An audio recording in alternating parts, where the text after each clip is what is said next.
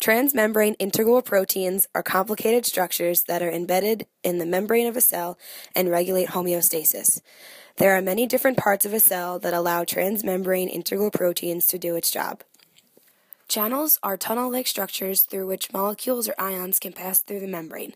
The passive transport of water through the selective permeable membrane is called osmosis. A transport protein that transports water into and out of the cell is known as an aquaporin. An aquaporin is an example of a transport protein. A transport protein can perform three types of transfers.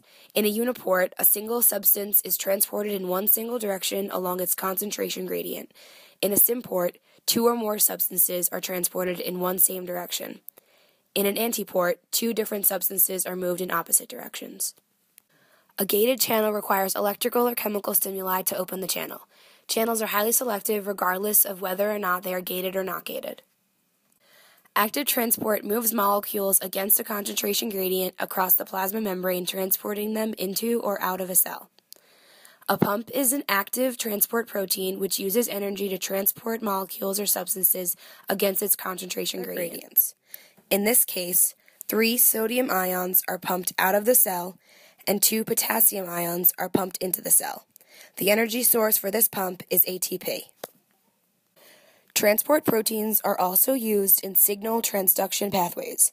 Receptors are located embedded in the plasma membrane and starts the signal transduction pathway.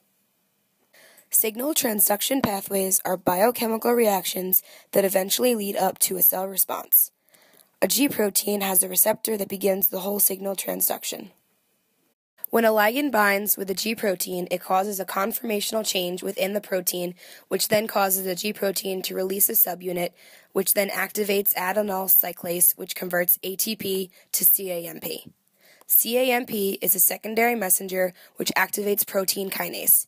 Protein kinases catalyze the phosphorylation of proteins, which result in cell processes. Receptor tyrosine kinase, also known as RTKs, are located in the cell membrane and can act as receptors and enzymes for chemical reactions. These cell surface receptors bind and respond to growth factors. Other local proteins are released when present at low concentrations. RTKs play important roles in the regulation of cell growth, differentiation, and survival. If RTKs don't function properly, cell growth and differentiation becomes uncontrolled. Carrier proteins are involved in facilitated diffusion and active transport of substances out of or into the cell. For example, the diffusion of sugars or amino acids, the uptake of glucose, and the transportation of salts or glucose. As you can see, transmembrane integral proteins are vital to maintaining homeostasis within cells.